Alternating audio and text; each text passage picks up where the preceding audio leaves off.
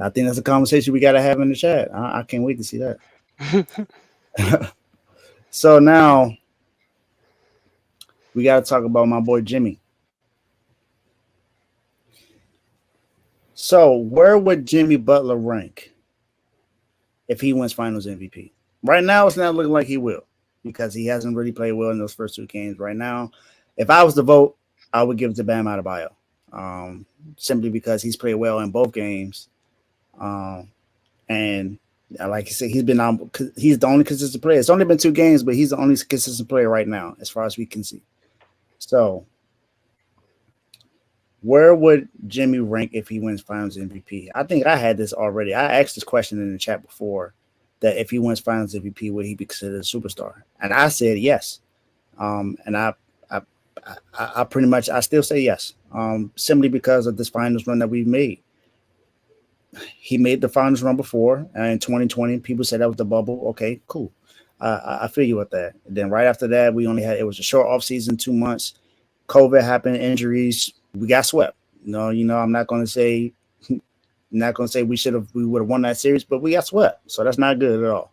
That's a bad argument. But then last year we add PJ Tucker on the team. We become number one in the East. And then we are a 3-point shot away from being in the finals last year.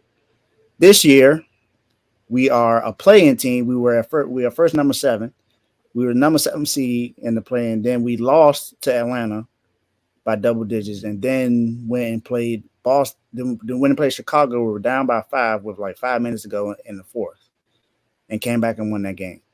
So Chicago kind of messed it up for everybody, because now we are the second A seed to make it to the NBA Finals, and we're the first team to beat Denver in Denver since March. They haven't lost a home game since March. And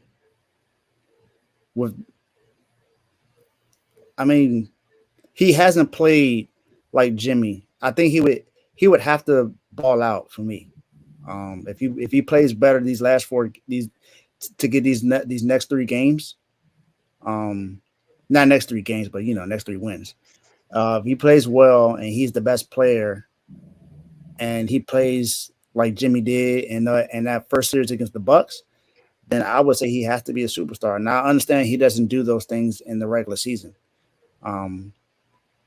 That's one thing Jimmy never cared about. He never cared about individual awards, but I would consider him a superstar just because of that. To lead this team, 7 undrafted players. Kyle Lowry, who was starting before, and I said that he should probably come off the bench. And that's the move that we made. Got Gabe Vincent starting with him on the bench. Kevin Love is, starting. And then you got Caleb Martin has stepped up. Duncan Robinson's getting paid $90 million and is on the bench.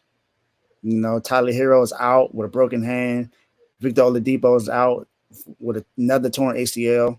So I would say, given the circumstances and given everything that's happened, I would say he should be a superstar. If he wins Finals MVP this year, I say he should be a superstar. Now, as far as all-time rank, I don't know, but right now I say he should be a superstar after he wins Finals MVP this year. JMO, I'm gonna go after you. Man, I don't know, man. Superstar is a big word, bro. That's why I don't even have Tatum there. Like, I don't even think Damian Lillard is one. I don't. People say superstar because you're the star on your team and y'all go to the playoffs. Like that, to me, that's not a superstar. Superstar is somebody who can be the best player on a championship team. But that's my point. That's my point. I know. I'm gonna get to that because, the Pistons went to 2 finals in a row in the early 2000s, bro. They went to like 5 straight Eastern Conference Finals. Nobody on that team ever got superstar title ever. Nobody ever said none of them was a superstar. So I think 2 things can be true. Like I think that like you can have a player, as a superstar talent lead you to a championship, but you can also have a good team take you to a championship. And it's too many games like yesterday why I don't think Jimmy Butler is a superstar. It's too many games where he has 21 and Gabe got 23. or he got 21, Caleb Martin got 20, or he got 23, Bam got 22. Like it's too many games where it's a team thing for me to say Jimmy Butler is a superstar. He's leading them to a championship. Because like I said, outside that Buck series, where was this? Where's 30-point games at? So like I said, it's no hate on Jimmy, but I just don't think that like he wasn't expected to do this. He don't get doubled like Kevin Durant and Devin Booker and all them. He like coming into the season, like he don't got a target on his back. He don't got media scrutiny. It's everybody telling him that you gotta do something this year. If the Miami Heat wouldn't have made the play-in, they would have been like, oh, another bad year for Miami. Let's see what they do next year. Like it's not like he's gonna get killed when they don't do good. Like all of that stuff matters in superstardom because that's where the mental strength comes in. And we all know that's no problem with Jimmy. Like he don't care. But I haven't seen it yet. I haven't seen it to where I haven't seen it to where you come into a playoff series, okay, this is what I expect from Jimmy. Because when he scored 13 points in game one, he didn't get killed by the media because the media know that that's not what's expected of him. If he every time he scored 35, it's an overachievement. It's like they celebrating extra hard because it's not what he does on a regular basis. So I just think that it's nothing wrong with not being a superstar. Me personally, and if you got the right team for it, and Miami clearly has the right team for it. But I just think that like if he win the Finals MVP this year, and then they come back next year, he gonna have a target on his back. Because the bubble, they like the bubble didn't matter. The bubble was fake. They didn't win it all anyway. They ain't gonna do it again. That's what people said. Then when he come back and do it again, it's like okay, he win the championship this year as an AC. Next year he's gonna have a target on his back, and what he does next year will determine if he's a superstar or not. Because I mean, even Stephen Curry won in 2014, 2015, averaged 23 points. A lot of people think he got the MVP just because they had the best record in the league. They won the chip. Some people said he won the chip just because Kyrie and Kevin Love got hurt. Next year he came back first unanimous MVP ever. Like, what was y'all saying about my superstardom? Oh, okay. So because the expectation was there. Like, I got to see Jimmy do it when the expectation is there. He's still catching people off guard. So I just want to see him do it when the expectation is there. But like, I can't do it. I can't put him as a superstar. I can't put him up there with Giannis and KD and Luka and those guys. But I would say he's the head of the snake, or right at the top, pretty much, of the second tier guys. He's right there as far as second tier stars and where you rank him. Almost had a Kendrick Second Perkins tier? moment. That's I'm shocked you said second tier, but I'll take that though. I mean, I don't know what y'all definition is, but like, it's different, man. Like when you got like superstar, you can't just not make the All Star team and then go to the finals and think you're a superstar. Like he didn't even make the All Star team. I don't even Yeah, know how he made second team All NBA. I think it's because LeBron and KD got hurt and stopped playing as many games. I think that's why he made it. But I don't know how he made the All Star team and then make All NBA. Like, but it's just different, bro. Like superstar expectation comes with it. You got to carry that on your back, win or lose.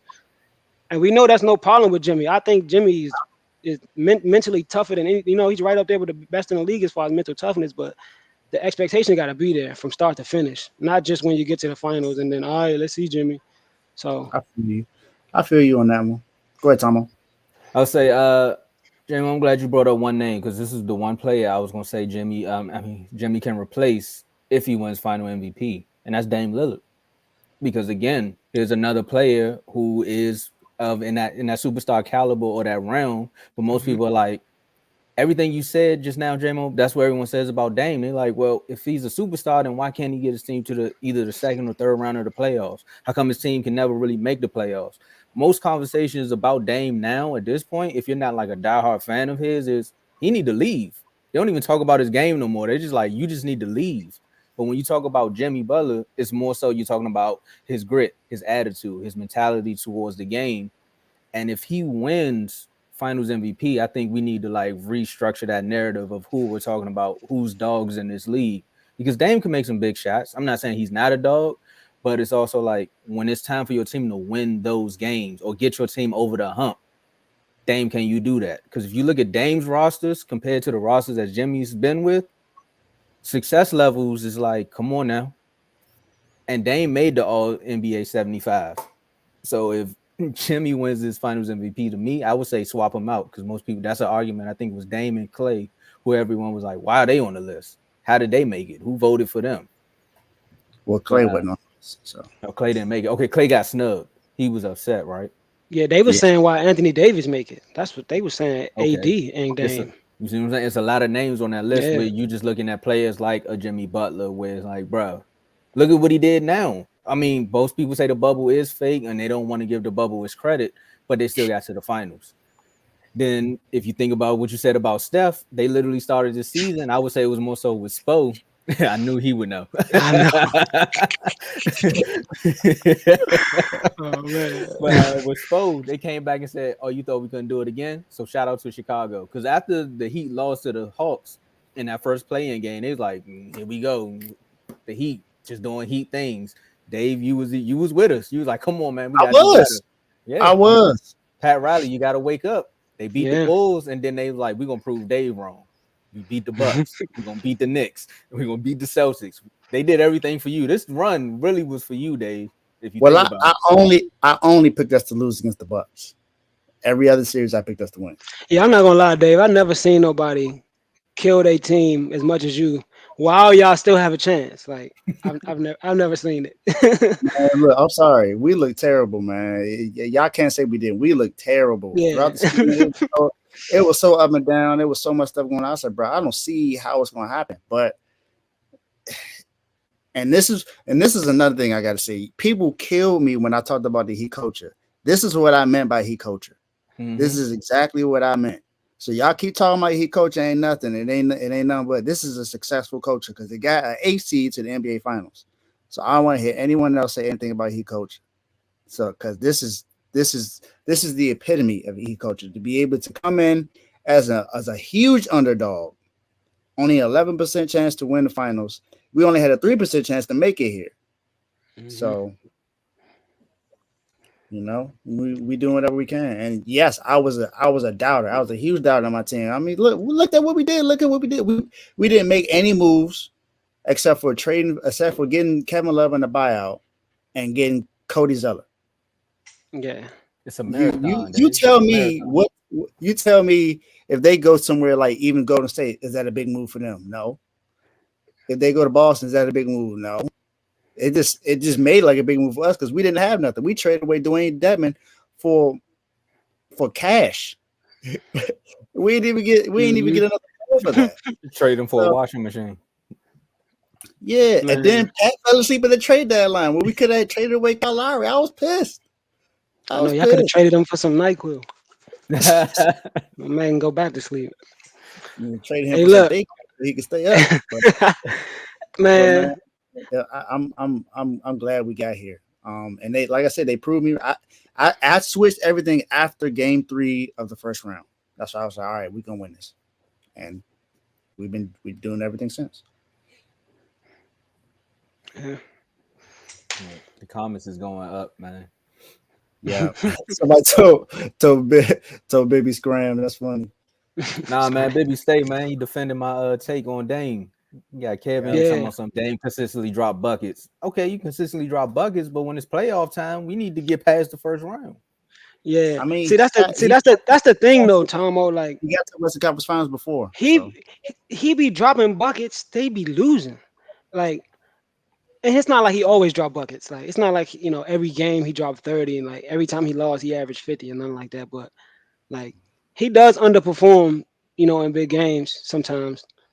Remember against the Warriors when they got swept, they was up double digits every game.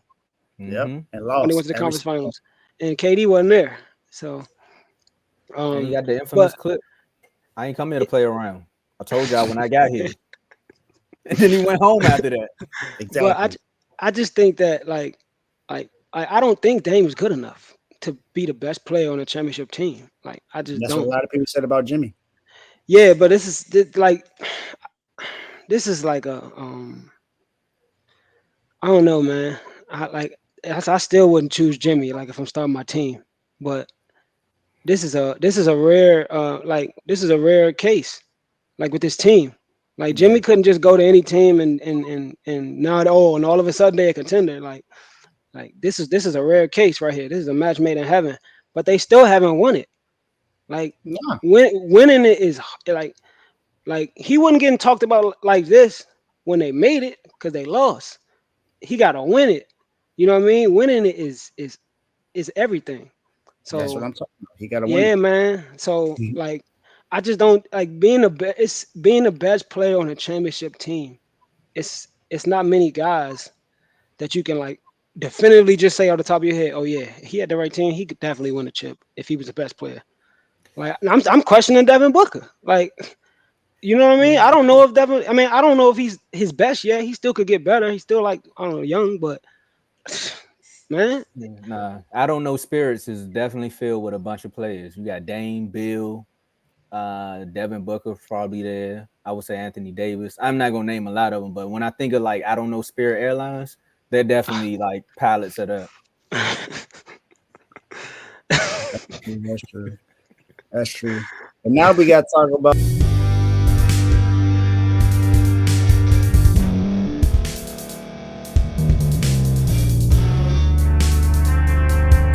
Thank you for staying to the end. If you're watching this on YouTube, please like this video, subscribe, and also hit that notification button so you can be notified next time we put out a video. If you're listening on any podcast platform, subscribe and hit that notification button, y'all, so you can be notified we put out another podcast audio.